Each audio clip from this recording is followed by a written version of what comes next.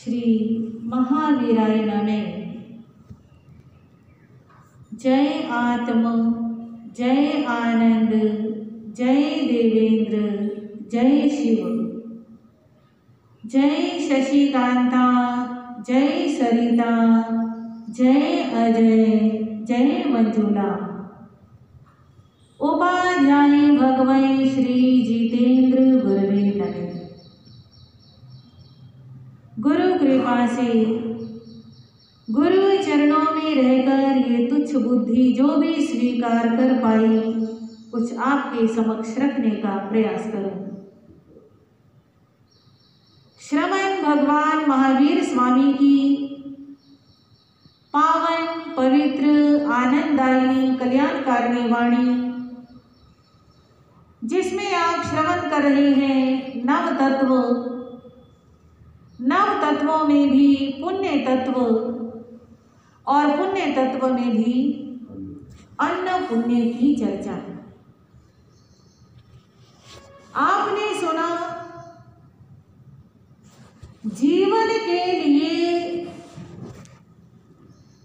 अन्न, आहार, भोजन कितना महत्वपूर्ण है, कितना जरूरी है। अन्न को प्राण कहा गया। अन्न है तो प्राण है, और अन्न के बिना प्राण भी नहीं। आज हम उससे आगे की बात करेंगे। जीवन के लिए आहार जरूरी है। जीवित रहने के लिए आहार जरूरी है, परंतु एक अच्छा जीवन जीने के लिए, स्वस्थ जीवन जीने के लिए आहार का संयम उससे भी ज्यादा जरूरी। जीने के लिए आहार जरूरी और अच्छा जीवन जीने के लिए आहार का संयम जरूरी। कब खाना? हाँ जी, आप आहार कब करते हैं?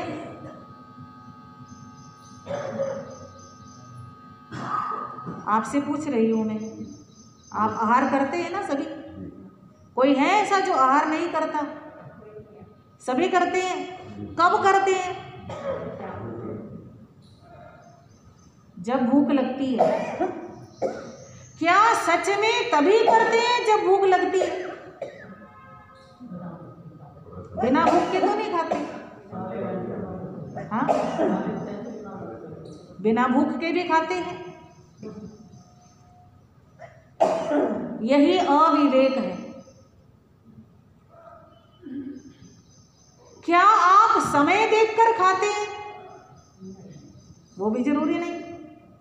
बिना समय भी, असमय भी खाते हैं। ना हम भूख देखते हैं, ना हम समय देखते हैं। तो इसका मतलब क्या? हम केवल खाने के लिए जी रहे हैं। एक होता है जीने के लिए खाना, और एक होता है खाने के लिए जीना। जो खाने के लिए जीता है उसे पशु कहते हैं। उसे क्या कहते हैं? पशु। आप पशुओं को देखिए, सारा दिन भोजन की तलाश में घूमते रहते हैं। घूमते हैं ना? किसकी तलाश में घूमते हैं? भोजन की तलाश में। कहते हैं इस संसार में 4 गतियां हैं। आप तो जानते होंगे कौन कौन सी? नरक गति, यानी नरक जहां जीव अपने पापों के फल भोगता है। दूसरी तिर्यंच गति, यानी पशु पक्षी जानवर सारे, तीसरी मनुष्य गति और चौथी देव गति। आहार की संज्ञा सबसे ज्यादा तिर्यंच गति के जीवों में पाई जाती है। ये भगवान के वचन है। आहार की इच्छा सबसे ज्यादा कौन सी गति के जीवों में होती है? तिर्यंच गति के जीवों में। और अगर किसी इंसान के जीवन में भी आपको ये देखने में आए, चाहे अपना जीवन भी हो, अपने जीवन में भी अगर ऐसा लगता है कि हर समय बस खाऊं खाऊं लगी रहती है, हाँ, अभी ये खा लिया, अभी वो खा लिया, बाजार निकले, जितनी दुकानें मिली वहां से ये भी खा लूं, वो भी खा लूं, बस खाऊं खाऊं की इच्छा रहती है, तो समझ लीजिए पशु गति से आए हैं और पशु गति में जाने की तैयारी है।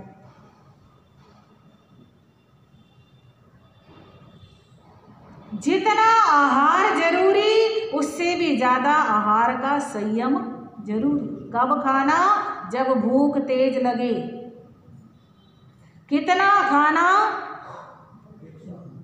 जितने से यूं लगे कि अब शरीर में ऊर्जा आ गई है, अब शरीर एक्टिव हो गया है, अब शरीर में काम करने की शक्ति आ गई है, उतना खाना है। जब ऐसा लगे कि और खा लिया तो लेटे रहना पड़ेगा, बैठे रहना पड़ेगा, काम करने का मन नहीं करेगा। हाँ जी, ज्यादा खाने से ऐसा ही होता है। ये फैट क्यों बढ़ती है? हाँ, जब वेट बढ़ जाता है तो इंसान वजन कम करने के लिए पता नहीं क्या क्या कुछ करता है। कभी जिम जाना, कभी सैर शुरू करनी, क्योंकि डॉक्टर भी कहते हैं बीमारियों से बचना है तो वजन क्या करो? कम करो। पहले तो अनावश्यक रूप से खा खा करके बढ़ा लिया और फिर उसे कम करने के लिए कई लोग तो ऑपरेशन भी करा लेते हैं, सर्जरी करा लेते हैं, एक्स्ट्रा चर्बी निकलवा देते हैं पतले होने के लिए। तो ये कोई उपाय नहीं है, ये कोई प्राकृतिक तरीका नहीं है। प्राकृतिक तरीका है पहले आहार पर क्या रखें? संयम रखें, कंट्रोल रखें। हमारे यहाँ विधान है, कई श्रावक श्राविका जिनको जानकारी होती है वे सुबह उठते ही नियम ले लेते हैं, आज पूरा दिन के अंदर मेरे को अपने भोजन में 10 चीजों से ज्यादा वस्तुओं का प्रयोग नहीं करना। आप में से किसी ने किया कभी? हाँ, द्रव रख लेते हैं, द्रव रखना बोलते हैं उसको। आज मेरे को 10 द्रव्य से ज्यादा नहीं लगानी, या कहीं बाहर जाना है, कोई प्रोग्राम है, तो आज मेरे को 15 से ज्यादा वस्तुएं प्रयोग में नहीं लेनी है, तो उससे बहुत सारी अनावश्यक चीजें छूट जाती।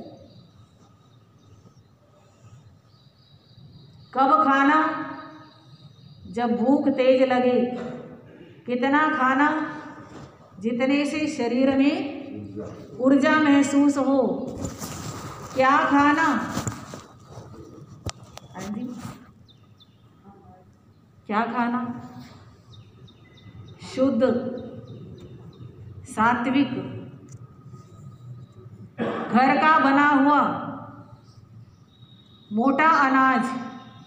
हाँ जी, जितना मैदा खाते हैं ना, वो मैदा सारा आंतों में चिपकता है और शरीर में बीमारियां लाता है।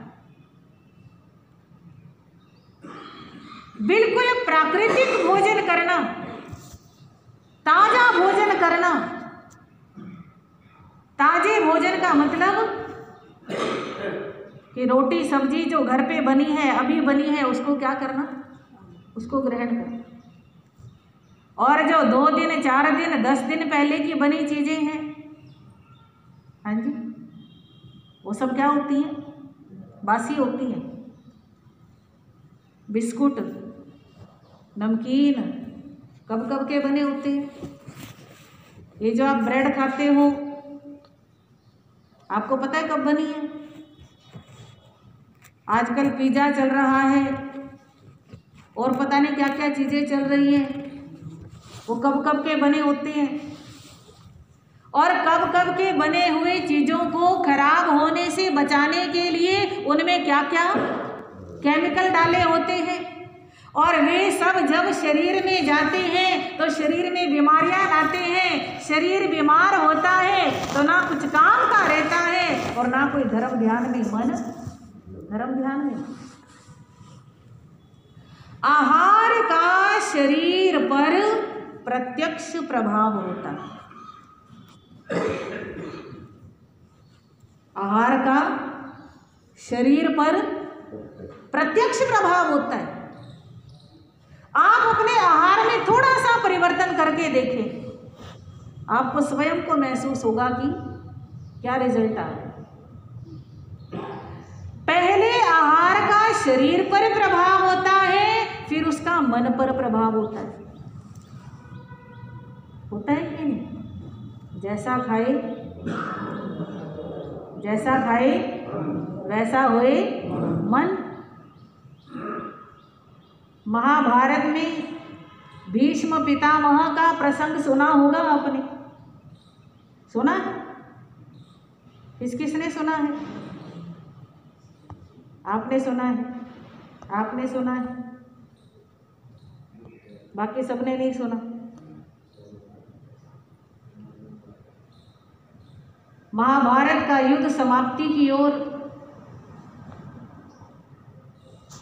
एक तरफ कौरव खड़े हैं, एक तरफ पांडव खड़े हैं। भीष्म पितामह शरशैया पर, बाणों की शैया के ऊपर पड़े हैं, और युधिष्ठिर कहते हैं, पितामह इतना विशाल और इतना महान जीवन आपने जिया, आप अपने जीवन के कुछ अनुभव, कुछ अपने संस्मरण, कुछ अपने ज्ञान की बातें हमें सुनाए। और जब भीष्म पितामह सुनाने लगे तो द्रौपदी को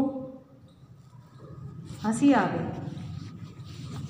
द्रौपदी को हंसी आ गई और वो अपनी हंसी को छुपाने का प्रयास करने लगी। जिस समय बड़े कुछ कह रहे हो, आदरणीय सम्माननीय कुछ कहना चाह रहे हो, और उस समय कोई हंस पड़े, तो इसका मतलब ये अविनय है, असाधना है, बड़ों का अपमान है। भीष्म पितामह से वो हंसी छुप न सकी। उन्होंने पूछा, बेटी तुम बिना किसी कारण के हंसने वाली नहीं हो, बताओ क्यों हंस रही हो? तो द्रौपदी ने कहा, पितामह जिस समय हस्तिनापुर की राजसभा में मेरा चीर हरण किया जा रहा था, और चीर हरण से पूर्व मैं आपके पास आई थी, आपके सामने रोई थी, गिड़गिड़ाई थी, और अपनी इज्जत को बचाने के लिए प्रार्थना की थी मैंने आपसे। उस समय तो आप कुछ बोले नहीं। उस समय आपका बोलना कितना जरूरी था। अगर आप कुछ बोल पड़ते तो शायद मेरा चीर हरण भी ना होता और ये इतना बड़ा महाभारत का युद्ध भी ना होता।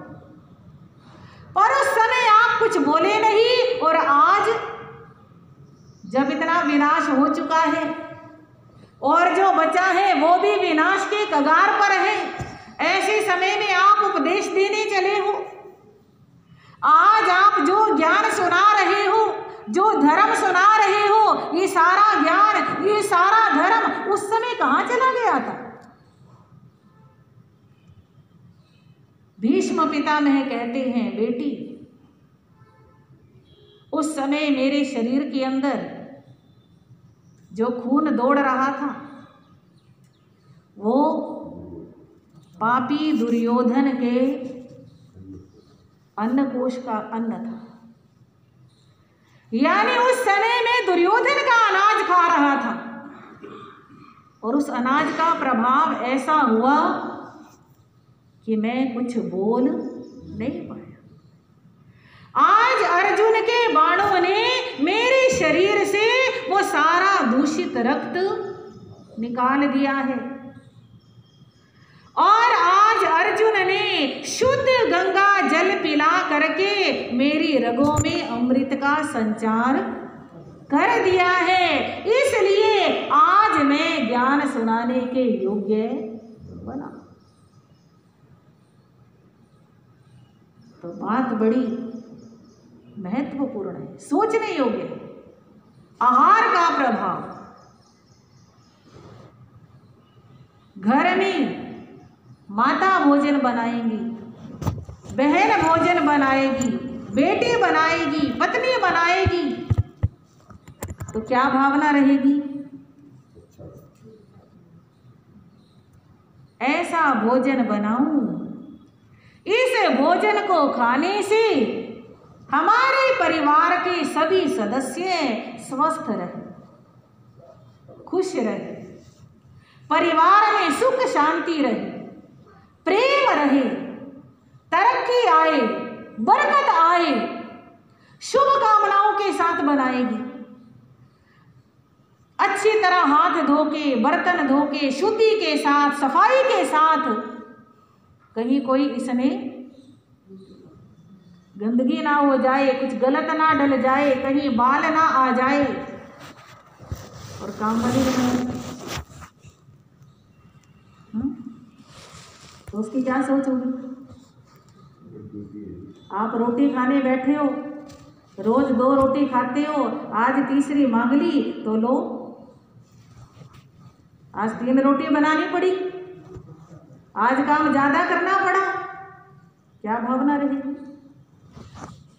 काम वाली की दृष्टि रहती है अपने पैसे पर, काम कम करना पड़े और पैसा मेरे को ज्यादा मिल जाए, उसे आपकी सेहत से, स्वास्थ्य से, संस्कारों से कुछ लेना देना नहीं।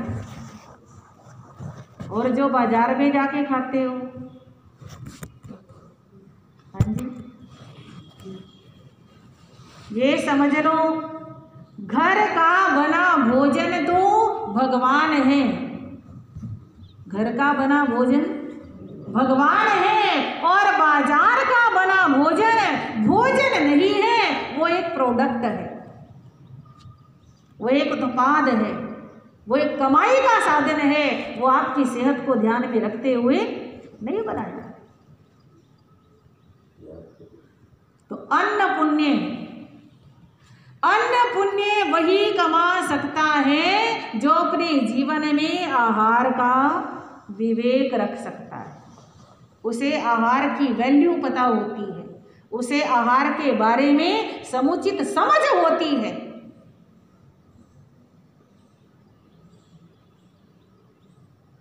अगर हमारे देश में बचे हुए अनाज का भी सदुपयोग शुरू हो जाए तो भी बहुत अन्न पुण्य कमाया जा सकता है। हमारे शास्त्रों में एक प्रसंग आता है, एक चक्रवर्ती राजा के पास एक व्यक्ति आया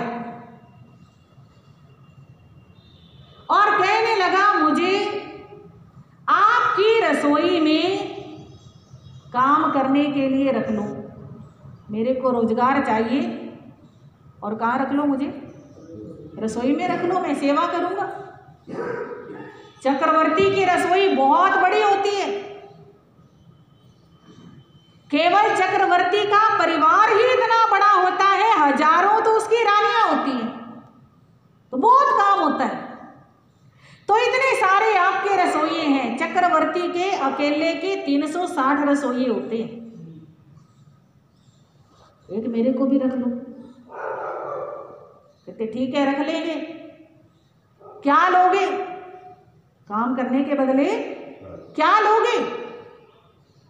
कहने लगा, मेरे को कोई धन दौलत, कोई तनख्वाह सैलरी नहीं चाहिए, बस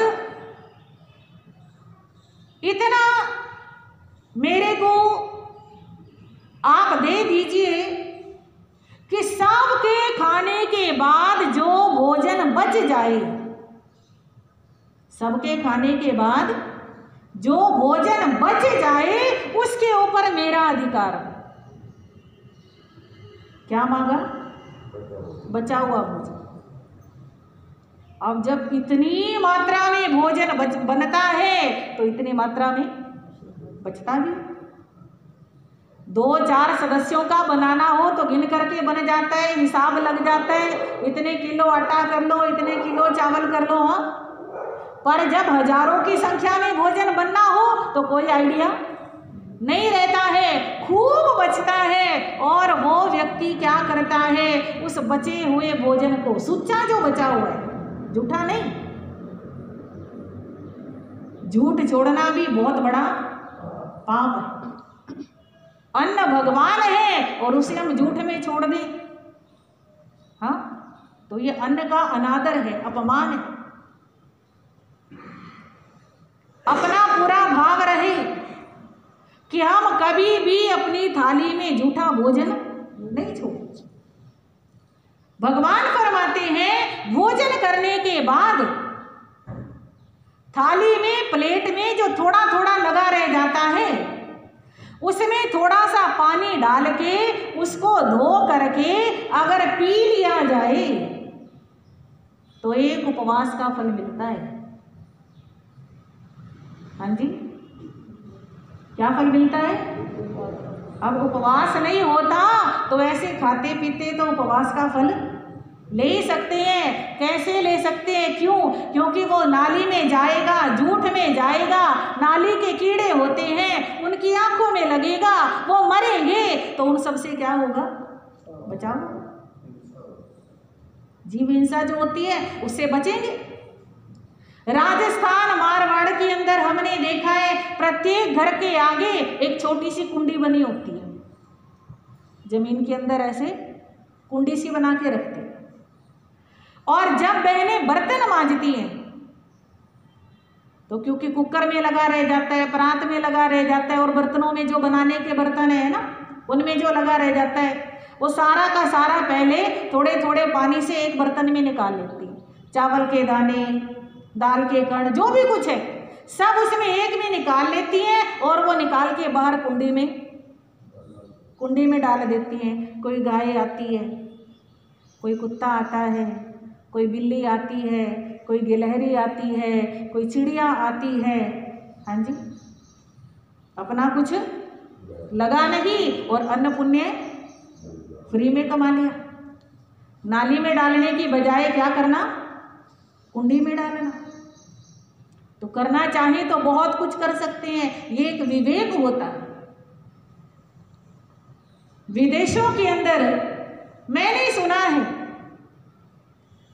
कि जो खाना बच जाता है सूचा, जो होटल होते हैं, ढाबे होते हैं, उनमें तो सुबह सुबह पतीले भर के बन जाते हैं, शाम तक वही गर्म कर करके देते रहते हैं, खिलाते रहते हैं। पर शाम को जो बच गया तो वो क्या करते हैं, एक कोई संस्था ऐसी बना लेते हैं कि सब जगह से वो बचा हुआ खाना क्या करते हैं, कलेक्ट करते हैं, और जिन लोगों को भोजन नहीं मिलता उन तक वो भोजन पहुंचाते हैं। बड़े फंक्शन होते हैं, शादियां होती हैं, पार्टियां होती हैं, पता नहीं कितना बचता है,